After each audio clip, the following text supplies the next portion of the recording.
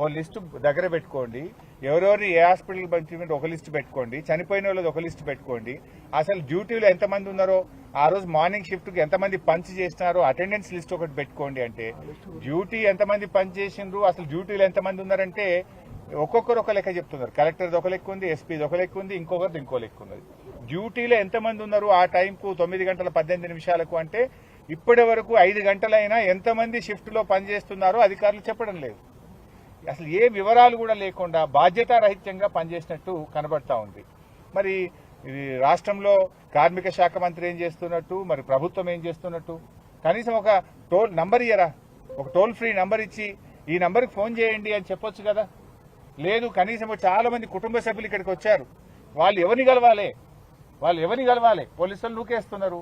మా బావ ఏమైంది, నా భర్తకి ఏమైంది, నా బావమర్దికి ఏమైంది, మా తమ్మునికి ఏమైంది అని ఏడుస్తున్నారు. వాళ్ళు ఎవరిని కలవాలి, ఎక్కడ కలవాలి? కనీసం ఒక కంట్రోల్ రూమ్ పెట్టరా? ఒక 2 తహసీల్దార్లను కూర్చోబెట్టే బాధ్యత లేదా మీకు? ఓ హ్యాండ్ మైక్ పెట్టుకొని ఇక్కడ రండి బాబు అని సెట్లో చెప్పి ఎవరు ఫ్యామిలీ మెంబర్స్ వచ్చినా అది రాసుకుంటే అర్థమవుతుంటుంది. రేపు ఒకవేళ లోపల అదృష్టం బాగుండి బతికినా వాళ్ళకి అటాచ్ చేసి హాస్పిటల్కి పంపొచ్చు.